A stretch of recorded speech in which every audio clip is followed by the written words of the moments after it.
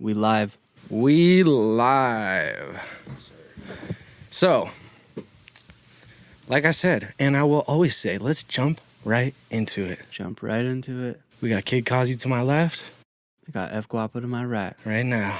Here we go. With the country accent. Yeah, my you boy. know, Louisiana. We got that southern drawl. So, I think one of the main questions, and I think a good topic would be to break down like questions that we get frequently asked. Yeah. And I mean, okay, so as an artist, as like a songwriter, you know, recording artist, what would you say your most frequent question is by like not music heads or people that are in the industry, but like just the people that are curious. Yeah. Like the process. Yeah. Yeah, break it down. Well, you know, like the process is not always the same. Well, Right. now it is. This Right. guy and I got it on lock, just so you guys know. Our formula is down to a science. True. But when you're starting, let's just start from the very beginning as an artist. Right. When you're starting, you're just writing, not even to a beat. You know what I mean? Right. You just write raps. I think once you take it more seriously and you want to record, then you go on YouTube and search beats Yeah. and write to those beats. Yep. And then once you finish a song, you take that beat, which you either ripped or bought, Yeah. along with your Mainly lyrics to a studio, to some engineer to record it. Yeah. And you're either excited about it or you're not. However, once you're further down the road and you link up with a producer that you are constantly building with, the whole process changes. I think basically because it's once you have that connection with the person, it's just solely based off the energy. More catered to Yeah. you. Well, it depends on the day too. You know what I mean? Like Right. what kind of energy are we in that day? Right. Right. Which has, you would think, you know, when you hear that word energy, like as somebody who maybe is not in the music industry maybe who doesn't do music and is listening to this, when you hear that word energy, we bring it up a lot because it plays a humongous part. Oh yeah, I mean, and the word energy is the best way to describe it. energy is universal. Yeah, because it's like you feel it. You feel it. And music is the one thing you really feel. Exactly. No matter what you're going through, I guarantee all you guys have a certain theme song for a heartbreak. Yep. You have a certain theme song for love. You have a certain theme song for turning up. And Yep. you have a certain theme song for when you're depressed. Yep. Right? Yep. Exactly. So when you come to create that stuff, Yeah, exactly. you got to it's never, and correct me if I'm wrong, but it's never like, oh, today I'm going to come into the studio, I'm going to make a turn up record. It's like whatever happens. I mean, I feel like when we try to do that or we like set a certain standard of what we're trying to create, it's a shitty day. Yeah, we force You it. got to just like let it flow. Yeah. But as far as our formula goes, if you guys want to know, is we come in, we go through sounds together. He'll play something on the keys first. I don't know if you want me giving your secrets. Okay, so he'll play a melody on the keys, just a piano, and I either am like, I fuck with that or I don't. Yeah. So once he has the melody, then we go through different sounds with that melody. And then that's when the magic happens because it could be pop, it could be, but he's literally just waiting for me to be like, that sound. Yeah. So then when I say that sound, he brings in more sounds. He has the drums. Like this dude's fire on the drums. I'd never even have to tell him shit to do with the drums, bro. You're next level with that shit. I appreciate that, bro. Yeah. I mean, allow Those me factuals. to interject. Because the funniest thing too is like I'll be making a beat and it's such like a team effort. You know what I mean? Because I'll be making a beat and I have like a vision in my head of what I think the beat is. Like, let's say it's kind of like R&B sounding, but then what you write on it is what inevitably makes what the song is what it is. Well, that's what I was saying. Pop or hip hop or 100%. you know what I mean. And that's what I love, like, because there's been so many times where, like, my energy has been off, his has been on, and I'll be like, dude, I'm going to scrap this beat. And you're like, no, don't scrap the beat. And I'm like, dude, come on. And you go, bro, just let me record it. And I go, all right. And then I end up loving it. And those are the songs I end up loving the most. Snake Eyes. Yeah, bro. But that's why I said in the last or the first podcast is those are the two components. So you never know which one's going to make the song. Right. Like sometimes the beat is what makes the song and you don't need as much vocals. And it's like fuck, there's so many songs that we have that don't get it twisted. We're both shining. Exactly. But like we're benefiting from each other and flowing off the energy in the studio that day. We know when there's a record that needs less words. Right. Like we establish that before I even go in the booth. And I already usually know. I'm like, this one we're going to just space out. Exactly. You know what I mean? And Trip it out, goes like ecstasy. Yeah, exactly. What did we do? There was a hook. I think it was like a 2 or 4 bar verse. If that. Hook, bridge, hook. Yeah. And the way we made it sound, it just didn't sound like it was that short. It don't follow any fucking formula. There's no right or wrong. No, there's not. It's music. It's fucking your opportunity's endless. You don't have to follow no fucking blueprint as far as making music. Like you could do whatever you want. That's like the beauty of the art of music. You know what I mean? Now let's take it back to day one, okay? And you know, that first time you hear your voice. Yeah, this is what we were just talking. Yeah. What a shock, right? Yep. Oh my gosh. I remember, you know, you go through your life and you never really think about what you sound like, and then you finally hear your voice on a record. Well, not only that, like, you know, when like you'd fuck around with homies in like middle school and someone would film a video and you'd hear your voice in the video, you'd be like, what the fuck? Yeah. So imagine that times a million, because I'm sorry. If you're trying to make a song and you hear your voice, like the bars could be dope as fuck, but you're just like in your head, like, fuck my voice. Yeah. But the thing is that's normal for I guarantee you every artist would say they hated their voice at the beginning. I fucking hated mine. I'm sure I'm sure you hated yours. Oh, hated mine. Yeah. Hated mine. I was shocked at what I sounded like. And I think that's why people quit too early. Yeah. Like, because it's a long period of like where you don't like your voice. I would say like 3 months to a year. That's what depending on the person. Yeah, that's what I was gonna say, somewhere around there, like 3 months to 6 months of like, like, you know, people are saying I like the song, but you're in your own head, you're like, I don't really fuck with like the way I sound. What about shout out to our friend Jules Clemente that thinks her voice ain't that good. Tripper. Oh my god. Tripper. This girl, dude. If Jules watches this, Yeah, Jules, you're tripping. dude. I have had it up to here with you, Jules, because I have spent so much time trying to get you on the mic, and she even admitted, I was like, if Zach was the engineer, you would have more records. And she was like, yeah. I was like, dude, come on. She's so talented. She is, but she's so talented. She's wasting it.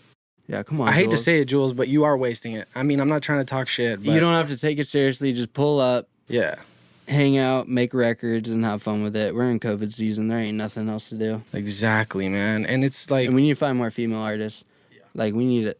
There's a lot of underground female artists that are fucking dope, especially from Orange County. yeah, Like, these girls that just do acoustic guitar stuff and, like, yeah, I don't know, bro. I love recording. Like, now. Yeah. It takes a while to, like you said, get used to your voice, but once you do, God, this shit is so fun. yeah.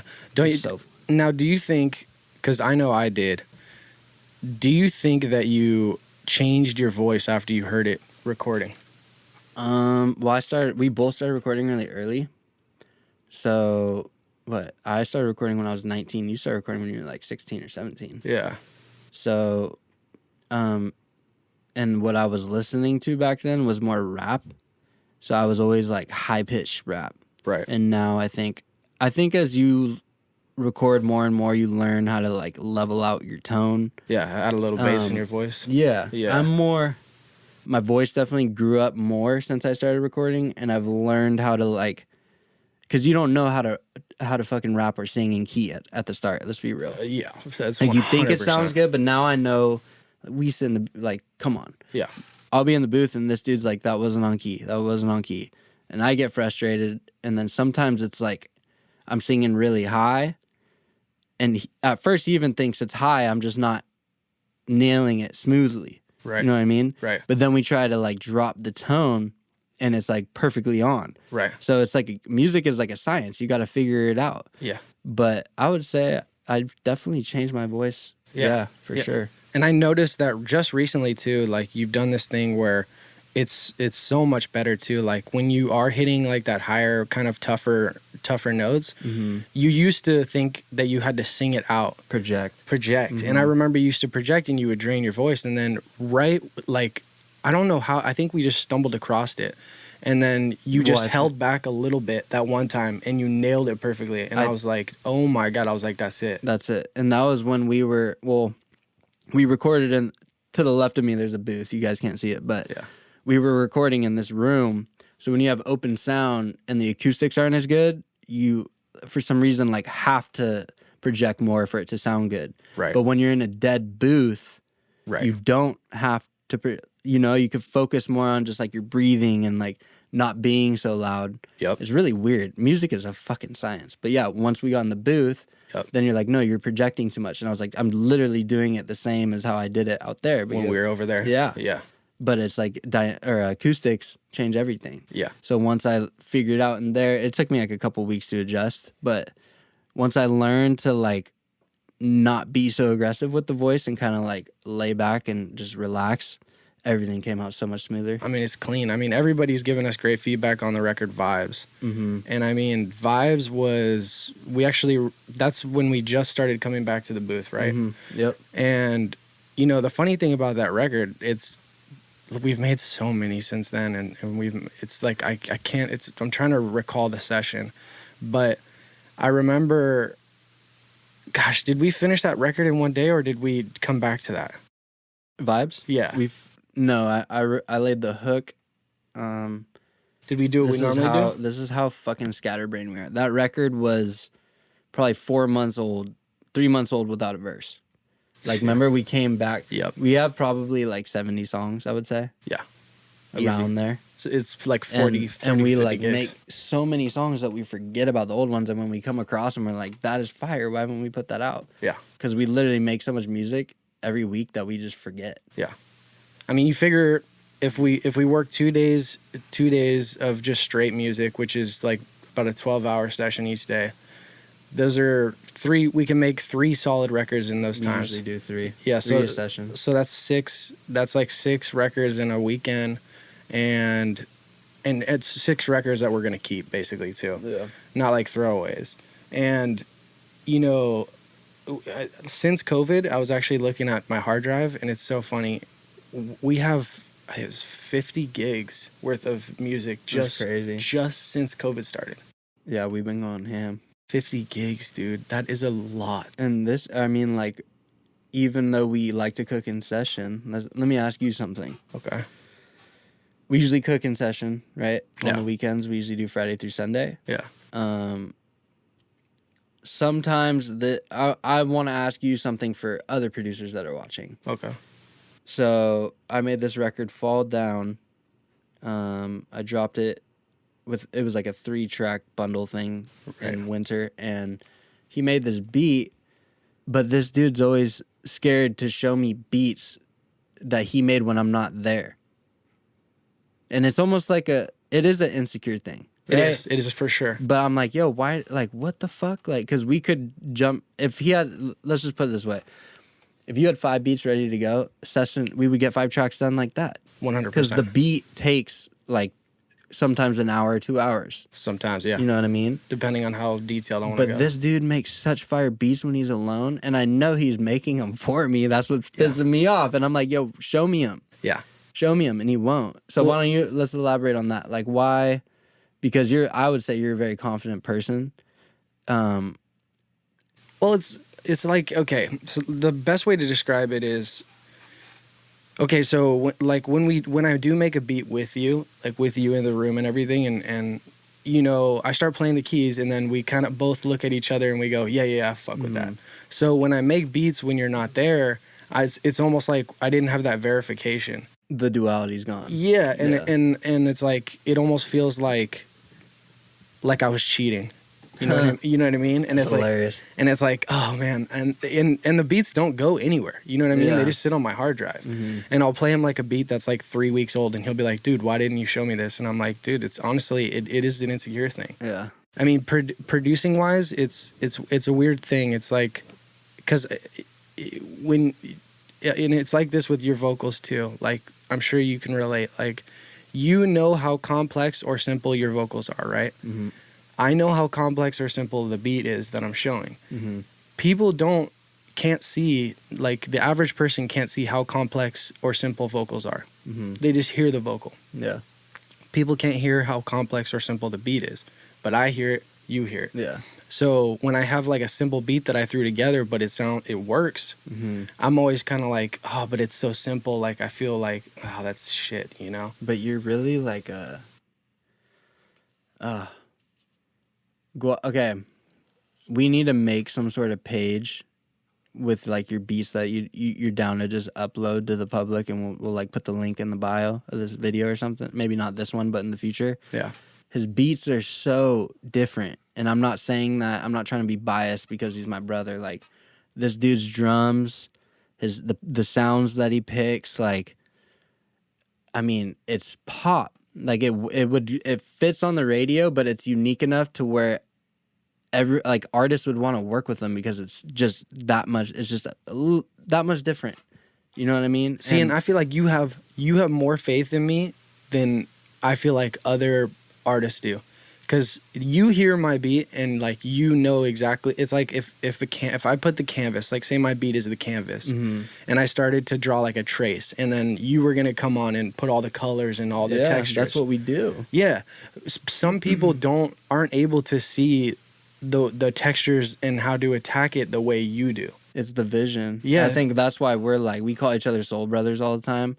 Like facts. Yeah. Like if you guys came to a studio session and saw how we worked, like we get shit done. Yeah. And it just flows. Everything flows, you know? And like if something is shit, then we know just to move on. Yeah. We both know. Yeah. It's like we're like with music, we're so fucking connected. And I think it's weird because he was a rapper. Let's just break this down. He was a rapper before I started rapping. I was a fan of his, and I went to his observatory shows, and I supported him. Right. The fact that he became basically a producer for me. Right. I'm not trying to sound selfish, but like, no. He fell in love with producing. He had when we first met, he had no dreams of producing. Yeah. Zero. No. And the fact that he is producing and has done like basically all my whole catalog. It's just crazy. Like to me, that's where I'm like a very firm believer of the universe and how it works. Yeah. And links people up for a reason. Like, yeah. I don't know who the fuck I'd be working with if you know what I mean? Like, it's just weird. It is. But and the way we click too, it's like the way we click and bump heads at the same time. You know what I mean? We bump heads all the time. But we bump when we clash. Like we clash in I mean, this is gonna sound weird and almost like hypocritical to say, but like when we clash in a good way, to where it's like you need to get some stress out sometimes. Well, yeah, it's healthy. I mean, like there's no way like any friendship or even if you're dating some girl that's gonna be perfect all the time. That's not real. Right, and a producer and the artist are in a sense in a relationship. Yeah. It's a combination between two people that are making something that is near and dear to their heart. And so, like, if I shit on your lyrics, that's almost like an attack against you. Yeah. And if you shit on my beat, it's almost like an attack against me. Which we never do. No. Because, first off, that's counterproductive, and then I've never felt that way anyways. Mm-hmm. You know what I mean? I mean,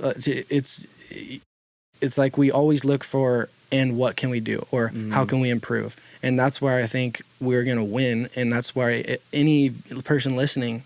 I know we're gonna win. Yeah, if you want to we're gonna win. Don't look at things as a problem. Look at things as how can you solve them. Solutions, yes, exactly. Literally look at everything, like especially artists that are. I really recommend that you just like try to find one producer and build like a real friendship with them, brothership, and grow. Yeah, because it makes the music that much more cohesive. You guys aren't going to waste time. You guys are both on the same fucking mindset of what you want. You know what I mean? And, dude, this dude sent me a beat today while I was at work. And I was like, that is fucking fire. Thank you for sending that, dude. Dude, fucking, yeah, you know that was hyped. Like, I don't know. You guys need to find, to all the artists out there, and producers. Honestly, if you're a producer, find an artist. Yeah. Vice versa. Yeah. If there's an artist that you fuck with that isn't, like, too Hollywood or whatever, then... hit them up, and if they fuck with you, like, continue to work. Because I feel like if you really look at all the successful artists, they have one main producer that they blew up with. And that they continued to work with through the fame. Exactly. And you know, artists and producers alike, dude, don't think that you're gonna go and let's say I can speak from a producer standpoint. Don't think you're gonna go and start working with a producer or an artist that's getting 20,000, 40,000, 50,000 views.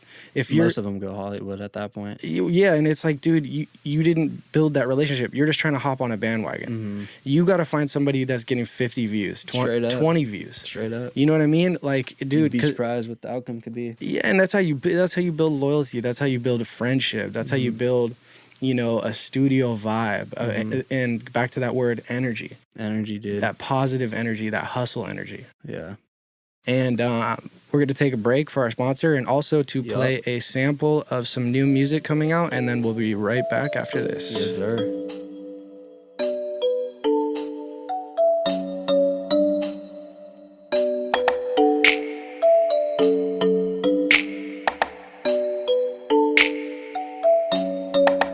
Came up in the dirt. Damn, fuck what you heard. We done came up in the dirt. Hard times, but we stayed down. Crunch time, we can lay around. Make assists so the shots either way. All my homies riding with me, they don't play around. Came up in the dirt. We done came up in the dirt. Hard times, but we stayed down. Crunch time, we can lay around. Make assists so the shots either way. All my homies riding with me. Quick shout out to Jones Pods. You got yours, boom. Jones. In my opinion, this is probably the best jewel pod out there. I second that. Blueberry's my favorite flavor. Yep. Mango's my second. But they're bigger pods. They taste better. They last longer. Shout out to the homies A Turby for the package. I appreciate that. If you vape, I suggest you go to thejonespod.com and get yourself a pack of some goodies. Once again, thejonespod.com. Yes, sir. Thanks for the sponsor. Okay, so I think where we left off, what we were talking about, roughly about kind of handouts and then also self-investment. Yeah. I don't know if you kind of want to take the lead right now. That's a big one. Self-investment. So if let me break it down. There's two sides to artists. If you're doing this as a hobby, whatever. Right.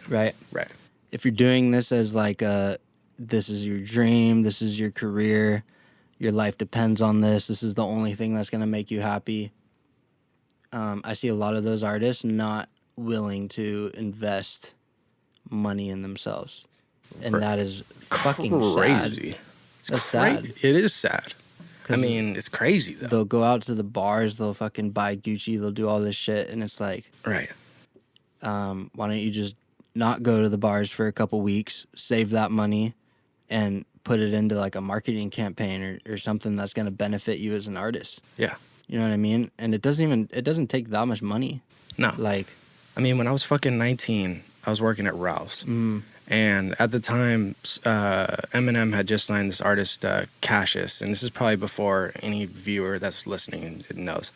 But all the homies around the way were listening to Cassius. Cassius was the shit back then, man. Yeah, and fucking at Ralph's, I ended up seeing him and ended up getting a feature from him. And I remember I paid him for that feature, and I worked hard for that money. And I used to pay for my studio time.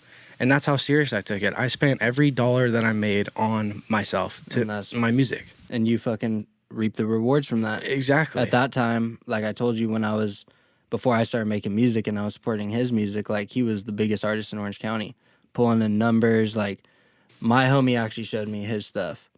My homie Sean, shout out to you, Sean Reinhardt. But yeah, man, like the fact that your music was out there, I stumbled across it. Right. You know what I mean? And that was all just because I invested in myself. Yeah. And then like the people that, you should want to learn how to mix. Right. You should, if you're an artist, you should learn. I mean, you don't have to, for the whole time of your artistry, be your own engineer. But when shit's down, like my homie, you're moving to Pomona in October.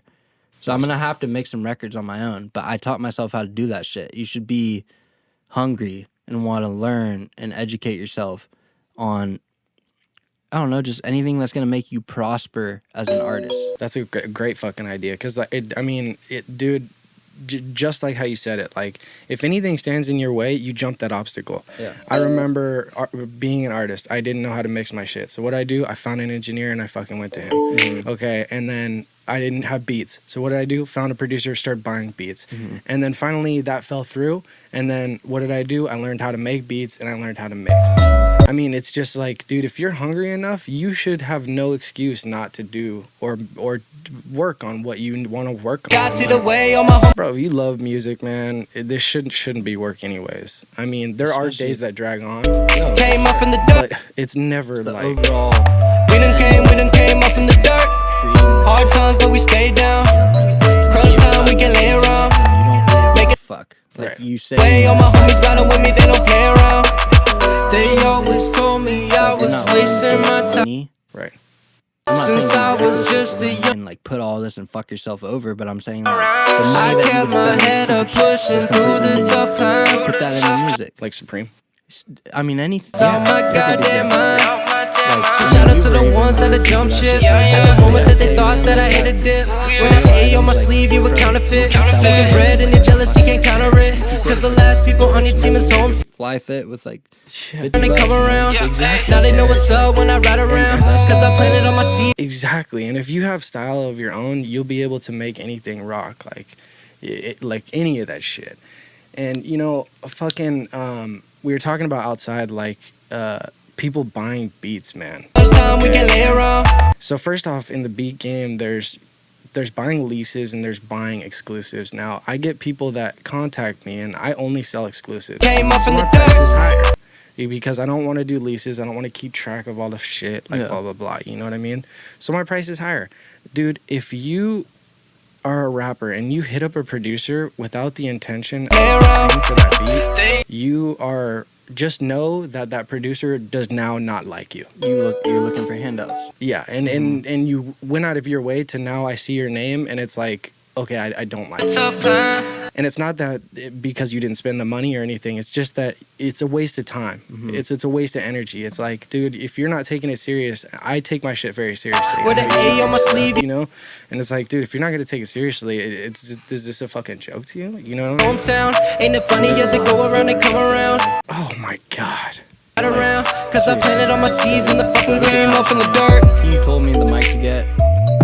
There's the AT4040. Damn, fuck what That's a you heard. beautiful mic for how fucking cheap it is. Yeah. Even this mic, the AKG Hard times, but we stay C14, down. C214 or whatever, or the 414.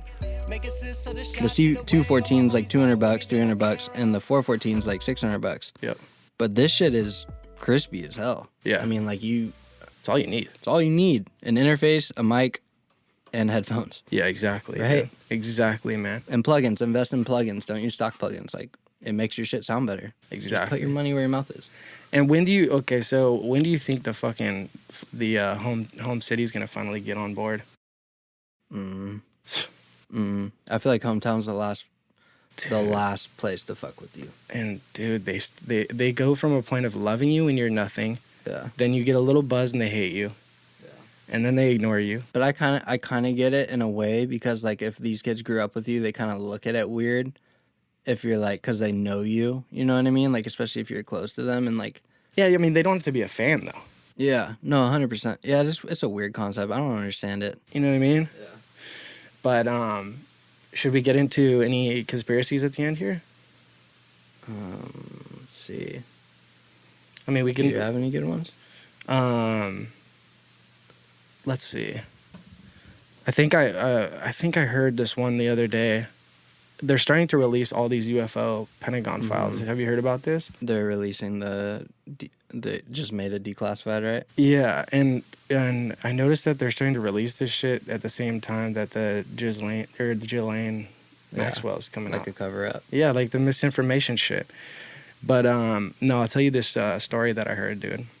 So this kid, he was gonna go out hunting, and he went with his dad, and like they were going shooting like the week prior, and they were fucking, you know, just like practicing whatever, shooting cans, whatever.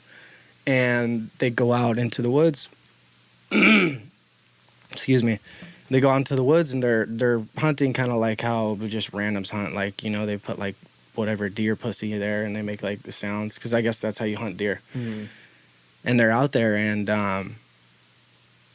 the kid goes to sleep one night, and he wakes up the next morning, and half the tent is missing, and it's ripped, and like the way the tents are, like it's ripped almost like it's like opened like a can of tuna, and his dad's gone, and his gun is too, and so this kid's like, you know, I think he was like 9 or something, and he's out in these woods, and he's just fucking like, you know, what do I do? And so he starts to try and walk back towards like where he thinks the car is, because he's like, I don't know, like he went looking for his dad, but you know, once the sun starts going down, you got to start like either booking towards some place or not. And so he you know, he's walking along, and he starts to realize that, I don't know if you've ever been in a forest before, but like Black Star Canyon, like I know, like sketchy. Yeah, you know how like the light doesn't get lower than like the leaves at the top? Yeah, and you're It's like really caved weird. in. Yeah. So you start to go in circles, and this kid didn't have a compass, and he ended up running across his pedophile ring, dude. Oh God, too gnarly. And I'm just kidding. But But I anyways, was like, what the fuck? That sounds like Black Star Canyon. that was such an in-depth Oh, story. man. No, but for real, have you seen these cabinets called Wayfair cabinets? Oh God, yeah. Did you hear about this? Yes. And they're named after kids that That are have missing. been, yeah, that are missing. And do you know what their You know- excuse is? They say that because these cabinets are like $10,000, The $20,000. pillow, Yeah, like a pillow. No one's gonna 20,000. like, come on. yeah, You know what? A lot of weird shit is going on right now, and I know the virus is real, yeah. but I feel like they're using this shit to cover up a lot of weird stuff. It's a good time to put And- in misinformation. And I hate how all this shit is like, oh, you think it's a conspiracy? Oh, that it's not political. Yeah, It's really not. Like everything that's going, like there's so much tension that the media has created. Like free thought is like not even a thing anymore. no. Like people can't think for themselves. That's scary. Yeah, and if you say I mean- anything that's somewhat conspiratorial, you're labeled as a kook. Yeah. I mean, but that Wayfair shit, like when I heard about it and I just looked at it, I was like, this is fucking It's weird. weird. Yeah. I mean, and then the Pizzagate thing, I never really believed like that place Now was I actually do. a dungeon. No, But I if- don't believe in the place, but I didn't believe in the theory, and now But I that do. guy though, he had like a bunch of on his Instagram. He had like a bunch of pictures of him with children. The guy that owned the pizza place in Washington. Yeah, Yeah, with the ping pong table. yeah. hmm It's just really, Very really strange. Yeah, dude. And like WikiLeaks, that's not a lie. Like people think that's a conspiracy. No, they recovered like 30,000 emails that she tried to fucking delete. Yeah, and John Podesta, which was her Yeah. campaign manager, I And believe? Anthony Weiner or whatever, Weiner, yeah. yeah. Yeah, A lot of weird shit, man. yeah. They were using CP, which is considered. Yeah. We can't say it or else we're gonna get demonetized Yeah. on YouTube. But it's fucking nutty, dude. It's fucking nutty, man. Just think for yourselves, people. Yeah. Like at least research it. You don't have to believe it, but fucking like, because the shit that I researched, like, it is a rabbit hole, but it's interesting that these are leaders in our country. You know what I mean? Right. And take everything with a grain of salt. Yeah. You know what I mean? Like, think for yourself. Add the facts together. You know, because somebody we know, I don't want to say the name. Shit, man, I can't really say it without, because he'll probably watch this. No, just don't say it. Yeah. All right, fuck it. Anyways, that's about that time. Yup. Thanks for watching this week. We're upping the quality each week, so stay tuned for next week. This was kind of a jumbled episode because earlier today we actually did an episode and It was the amazing cameras- too. Yeah, and We did a good episode for y'all, and it got fucked up. yeah, the cameras ended up failing. My hard drive ended up crashing. So this was kind of just a free talk and a free chat. So stay tuned for next week, and we'll have some hot takes and some good dishes for y'all. So Still, send us your music. yeah, send us We your will music. review it. Eventually, we'll be reviewing it, like during the podcast. Yeah. You know what I mean? So, send us music. We're always open to hearing it and giving you guys advice or whatever we think. So, Yup. And always stay up and A up. hey up.